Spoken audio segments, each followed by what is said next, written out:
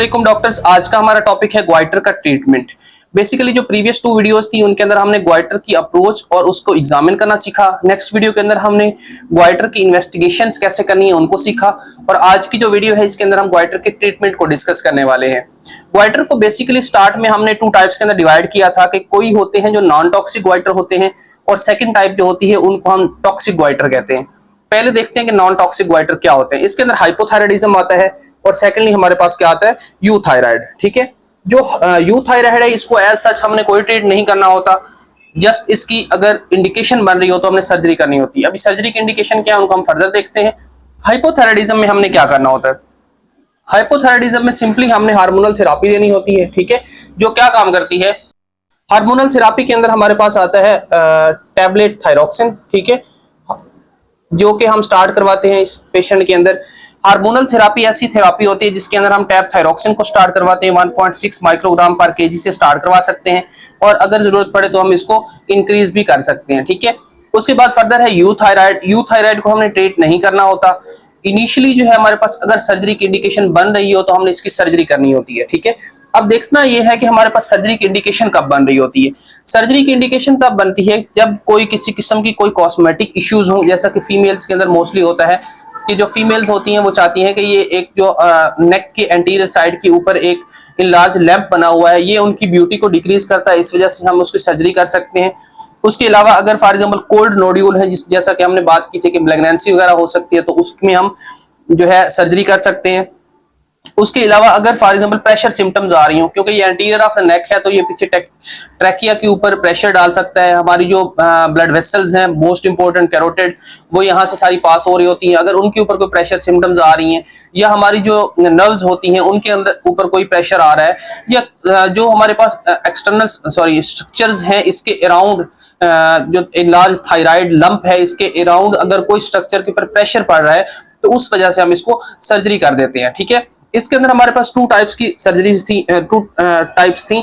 या तो हमारे पास nodular toxic non toxic goitre होगा या हमारे पास होगा डिफ्यूज नॉन टॉक्सिक ग्वाइटर और multi nodular non toxic goitre. ठीक है, तो इसके अंदर हमने जो हमारे पास डिफ्यूज नॉन टॉक्सिक ग्वाइटर है इसके लिए हमने क्या करना होता है, इसके लिए हमारा जो सर्जरी का प्रोसीजर है हम उसको कहते हैं सब टोटल थायराइडेक्टमी। ठीक है, सब टोटल थायराइडेक्टमी। ठीक है,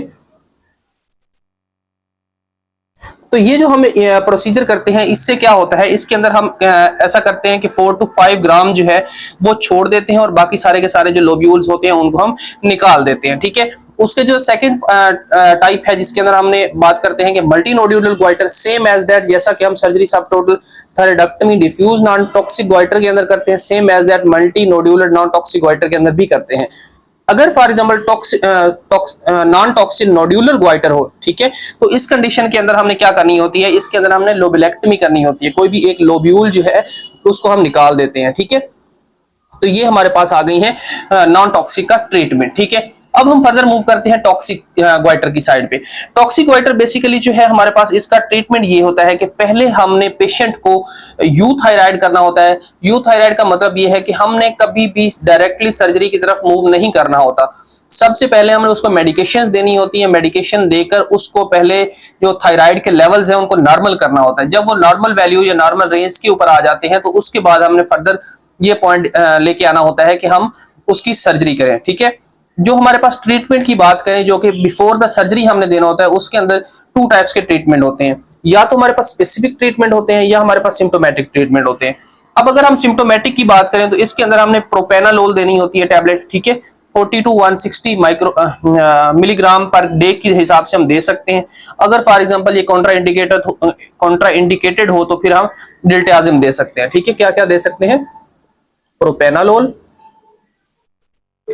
एक, अगर फॉर एग्जांपल एक कुछ पेशेंट्स के अंदर कॉन्ट्रा इंडिकेटेड होती है तो फिर हम क्या दे सकते हैं, डिल्टाजिम। ठीक है, ये हम इनिशियली इसको दे सकते हैं सिम्टोमेटिक ट्रीटमेंट के तौर पर। और अगर फॉर एग्जांपल हम स्पेसिफिक की बात करें तो स्पेसिफिक को हम फर्दर 2 टाइप्स के अंदर डिवाइड करते हैं। 2 टाइप्स कौन सी है, या तो हम टाइट्रेशन करेंगे या हम ब्लॉक एंड रिप्लेस करेंगे। अब टाइट्रेशन का क्या मतलब है, टाइट्रेशन में ऐसा होता है कार्बामिजोल जो है वो हम लोग देते हैं इसके अंदर 20 to 40 मिलीग्राम पर डे के हिसाब से और रिपीट करवाते रहते हैं हम जो है 4 to 6 वीक्स के बाद जो उसके थायराइड फंक्शन टेस्ट होते हैं। ठीक है, टाइट्रेशन में हम क्या दे रहे हैं, कार्बामिजोल। कार्बामिजोल जो है बेसिकली हमारे पास जो हाइपरथायराइडिज्म है उसको ट्रीट करने के लिए होता है। जब इसको हम हाइपरथायराइडिज्म को ट्रीट कर रहे होते हैं तो इसके लिए हमने एक चीज ये करनी होती है कि 4 to 6 वीक्स के बाद हमने TFT थायराइड फंक्शन टेस्ट जो है वो बार बार रिपीट करवाने होते हैं, क्योंकि इसके साइड इफेक्ट है। साइड इफेक्ट क्या है, एक तो ये हाइपोथायराइडिज्म करवा देता है, दूसरा ये न्यूट्रोपिनिया करवा देता है, ठीक है, क्योंकि ये टॉक्सिक है। टॉक्सिक ग्वाइटर मतलब ये हाइपरथायराइडिज्म की सिम्टम्स दे रहा होता है। कार्बामिजोल देंगे तो ये हाइपोथायराइडिज्म क्रिएट करवा देगा। सेम एज दैट, जैसे हम डायबिटीज के पेशेंट को डायबिटीज के लिए मेडिसिन देते हैं तो वो हाइपरग्लाइसीमिया से हाइपोग्लाइसीमिया करवा देता है, ठीक है। तो कार्बामिजोल का एक साइड इफेक्ट है कि ये क्या करता है कि हाइपोथायराइडिज्म करवा देता है, ठीक है, जो कि एक रिस्की थिंग है। और दूसरा ये क्या काम करता है, हाइपोथायराइडिज्म के अलावा ये सेकंड काम करता है हमारे पास न्यूट्रोपिनिया, ठीक है। न्यूट्रोपिनिया क्या होता है कि WBCs जो है वो बहुत ज्यादा कम करवा देता है। न्यूट्रोपिनिया अगर हो जाएगा तो ये एक लाइफ थ्रेटनिंग कंडीशन है, तो इस वजह से हम इस टाइट्रेशन के मेथड को बहुत ज्यादा रिकमेंड नहीं करते, ठीक है। हम क्या रिकमेंड करते हैं, हम लोग रिकमेंड करते हैं ब्लॉक एंड रिप्लेस को, ठीक है। तो ये ब्लॉक एंड रिप्लेस क्या है, इसके अंदर हमने सेम एज दैट जो कि कार्बामिजोल हम पहले दे रहे थे वो ही इसके अंदर हमने कंटिन्यू करनी होती है। कार्बामिजोल कंटिन्यू करने के साथ साथ एक काम हमने और करना होता है, वो क्या है, इसके अंदर हम थायरोक्सिन देना स्टार्ट कर देते हैं, ठीक है। थायरोक्सिन क्या है, थायरोक्सिन जो हमने इनिशियली बात की कि ये टैबलेट है जो कि T3 या T4 की फर्दर वर्क को इंक्रीज करता है, ठीक है। जैसा कि हम हाइपोथायराइड के ट्रीटमेंट के अंदर हम लोग थायरोक्सिन दे रहे थे, हाइपोथायराइडिज्म के ट्रीटमेंट के अंदर थायरोक्सिन दे रहे थे।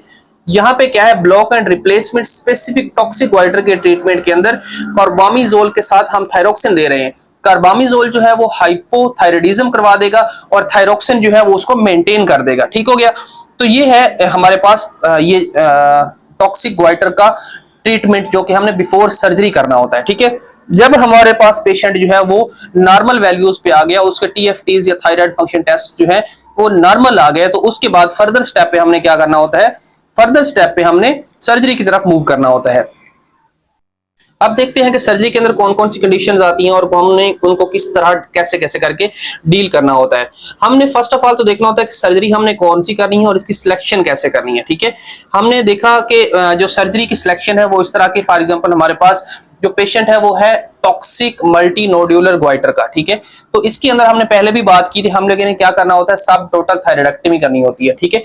मल्टी नोड्यूलर ग्वाइटर जहां भी आएगा या डिफ्यूज नोड्यूलर ग्वाइटर आएगा उसके अंदर हमने एक ही सर्जरी करनी होती है, दैट इज कॉल्ड सब टोटल थायराइडेक्टमी, ठीक है, सब टोटल।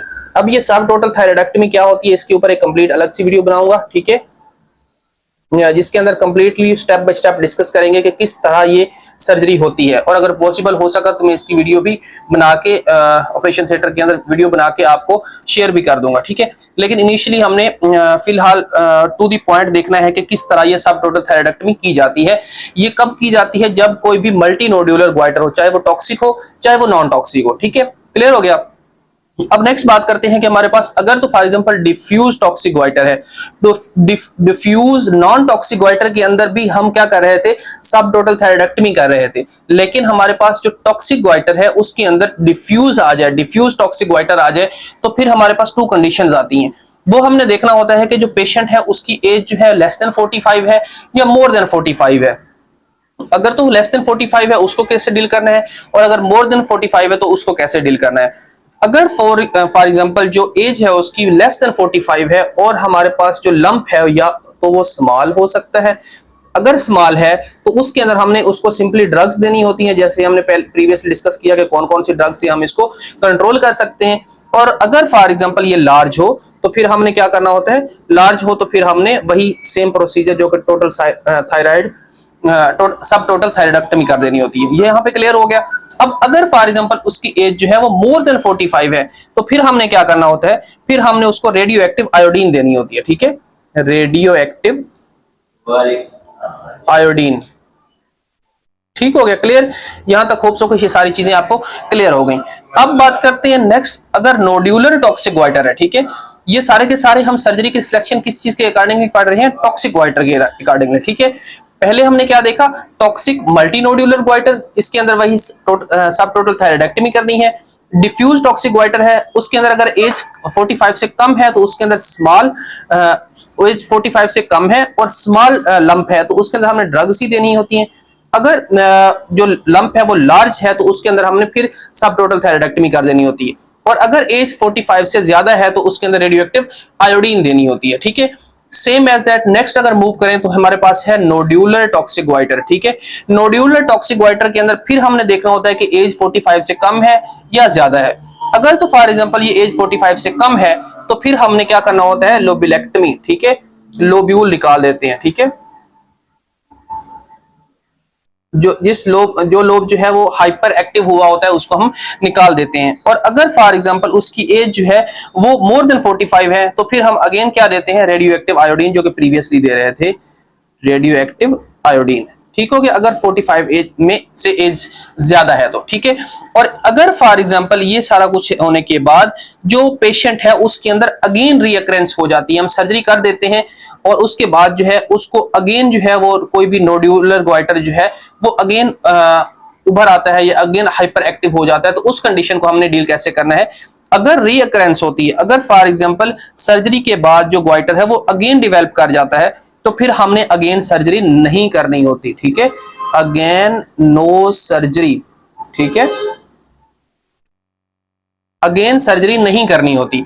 उसके अंदर क्या करना होता है हमने, उसके अंदर सिंपली हमने ड्रग्स देनी होती है। ठीक है, अगर तो यंग फीमेल है, इसके अंदर भी टू कंडीशन हो सकती है ड्रग्स देने के हवाले से। अगर यंग फीमेल है तो उसको हमने क्या करना है, और अगर फॉर एग्जांपल यंग नहीं है तो फिर हमने क्या करना होता है। ठीक है, फॉर एग्जांपल यंग है तो उसके अंदर हमने क्या देनी होती है, ड्रग्स देनी होती है, जो हमने प्रीवियसली डिस्कस की कि हम किस तरह हाइपरथायराइडिज्म को कंट्रोल कर सकते हैं। ये रीअकरेंस की बात हो रही है। ठीक है, यंग फीमेल के अंदर हमें ड्रग्स से अगेन कंट्रोल करना होता है। और अगर फॉर एग्जांपल जो पेशेंट है वो यंग फीमेल नहीं है तो उसके अंदर हमने रेडियो एक्टिव आयोडीन ही देनी होती है। ठीक है, होप सो कि ये पॉइंट्स आपको क्लियर हो गए। मैं ये रीअकरेंस वाला पॉइंट दोबारा रिपीट कर देता हूं। जैसा कि फॉर एग्जांपल एक पेशेंट की हमने सर्जरी की, कुछ अरसे के बाद उसका ग्वाइटर जो है वो अगेन डिवेलप कर गया। अगर अगेन डिवेलप कर जाता है तो हमने अगेन सर्जरी नहीं करनी। उसके अंदर टू कंडीशंस आ सकती हैं कि या अगर यंग फीमेल है तो उसके अंदर हमने क्या करना है, सिंपली उसको ड्रग्स देकर कंट्रोल करना है, जो कि ड्रग्स हमने प्रीवियसली डिस्कस की। ठीक है, जैसे कार्बामिजोल और थायरोक्सिन वगैरह। ठीक है, और अगर फॉर एग्जांपल हमारे पास वो यंग फीमेल नहीं है, बाकी किसी एज का भी है, तो हमने क्या करना होता है, उसके अंदर हमने रेडियो एक्टिव आयोडीन ही उसको रिकमेंड करनी होती है। ठीक है, यहां तक होप्स हो कि ये सारी की सारी चीजें स्टेप बाय स्टेप आपको क्लियर हो गई। उसके बाद यहाँ पे कुछ स्पेशल कॉन्ट्राइंडिकेशंस हैं जो कि हम सर्जरी के लिए हैं और कुछ हम ट्रीटमेंट के लिए हैं, उनको हम डिस्कस कर लेते हैं। ठीक है, तो पॉइंट कुछ यूं है कि अगर फॉर एग्जांपल जो पेशेंट है वो आ जाता है प्रेगनेंसी के साथ टॉक्सिक ग्वाइटर लेकर। ठीक है, पेशेंट को है टॉक्सिक ग्वाइटर। ठीक है, और पेशेंट क्या है, प्रेग्नेंट है। ठीक है, तो इस कंडीशन के अंदर हमने क्या करना होता है, इस कंडीशन के अंदर हम रेडियो एक्टिव आयोडीन नहीं दे सकते। ठीक है, रेडियो एक्टिव आयोडीन जो है वो कॉन्ट्रा इंडिकेटेड है किसके अंदर, टॉक्सिक ग्वाइटर के अंदर, प्रेगनेंसी के अंदर। ठीक है, अगर किसी को प्रेगनेंसी है और उसको टॉक्सिक ग्वाइटर हो जाता है तो हमने उसको रेडियो एक्टिव आयोडीन नहीं देना। उसकी अल्टरनेटिव जो ड्रग है वो हम दे सकते हैं, दैट इज कॉल्ड प्रोपाइल थायरोयूरासेल। ठीक है, ये हम ड्रग ऑफ चॉइस है। ये बहुत बार एग्जाम में क्वेश्चन पूछा गया है कि what is the drug of choice in hyperthyroidism in pregnancy, that is called a propylthiouracil. ठीक है, प्रोपाइल थायरोयूरासेल दे सकते हैं। और अगर फॉर एग्जांपल हमें सर्जरी करने की जरूरत पड़ती है तो हम सेकेंड ट्राइमेस्टर तक सर्जरी कर सकते हैं। ठीक है, सेकंड ट्राइमेस्टर के बाद सर्जरी हमने नहीं करनी होती। ठीक है, समझ आ गई यहां तक। एक ये कॉन्ट्राइंडिकेशन हो गई। एक और कॉन्ट्राइंडिकेशन है, that is called a childhood. ठीक है, अगर कोई बच्चा, ठीक है, ये चाइल्ड जो है वो आ जाता है हाइपरथायराइडिज्म के साथ, तो उसके अंदर हमने क्या करना होता है, उसके अंदर भी रेडियो एक्टिव आयोडीन जो है वो कॉन्ट्रा इंडिकेटेड है। ठीक है, रेडियो एक्टिव आयोडीन जो है वो कॉन्ट्रा इंडिकेटेड है। तो इसके अंदर हमने क्या करना होता है, इसके अंदर हमने उसको ट्रीट करना होता है सिंपली ड्रग्स देकर, अनटिल के वो जो उसका थायराइड है वो कंप्लीटली डेवलप हो जाए। ठीक है, लेट टीन्स तक, मीन 18, 19 और 20 एज तक वो जो बच्चा है वो, उसको हमने सर्जरी की तरफ नहीं लेके जाना होता, उसको हमने ड्रग्स के ऊपर ही रखना होता है। उसके बाद उसको सर्जरी की तरफ मूव करते हैं। उसकी रीजन ये है, कि चाइल्डहुड के अंदर जो थायराइड है वो कंप्लीटली डेवलप नहीं होता। जब वो कंप्लीटली डेवलप नहीं होता तो हम उसको सर्जरी की तरफ नहीं लेके जाते। ठीक है, तो ये हमारे पास थी 2 कॉन्ट्राइंडिकेशंस जो कि हमने ट्रीटमेंट के हवाले से इनका ख्याल रखना होता है। कौन कौन सी? कि प्रेगनेंसी के अंदर टॉक्सिक ग्वाइटर है तो उसके अंदर रेडियो एक्टिव आयोडीन नहीं देना, अगर कोई बच्चा है तो उसको भी रेडियो एक्टिव आयोडीन नहीं लेना। अगर प्रेगनेंसी के अंदर रेडियो एक्टिव आयोडीन नहीं देना तो क्या देना है? प्रोपाइल थायरोयूरासेल देना है। सेकंड ट्राइमेस्टर तक सर्जरी कर सकते हैं। और अगर बच्चा है तो उसको हमने लेट टीन्स तक हमने उसकी सर्जरी नहीं करनी होती, उसके बाद कर सकते हैं। क्यों नहीं करनी होती? क्योंकि थायराइड जो है वो डिवेल्प हो रहा होता है। ठीक है, उसको हमने ड्रग्स के ऊपर ही रखना होता है और उसके ऊपर कंजर्वेटिवली हमने उसको मैनेज करना होता है। ठीक है, ये थी ईच एंड एवरीथिंग ग्वाइटर के अकॉर्डिंगली आपको पता होनी चाहिए। इसी में से एग्जामिनर क्वेश्चन पिक करता है और इसी में से ही सारे के सारे एग्जाम्स आते हैं। ठीक है, कई पॉइंट्स होते हैं, कई न्यू रिसर्चेज होती हैं जो स्टेप बाय स्टेप आती रहती हैं, उनके अकॉर्डिंगली स्टेप बाय स्टेप आप कमेंट बॉक्स में देख लिया करें। अगर कोई न्यू रिसर्च आती है तो मैं कमेंट बॉक्स में पुट कर दिया करूंगा। यहां तक अगर कोई पॉइंट क्लियर नहीं हुआ, कोई पॉइंट समझ नहीं आया तो आप कमेंट बॉक्स में पुट कर दें। मैं इंशाल्लाह ट्राई करूंगा कि एज सून एज पॉसिबल आपको रिप्लाई कर दूं। फिलहाल के लिए इतना ही। थैंक यू डॉक्टर्स, अल्लाह हाफिज।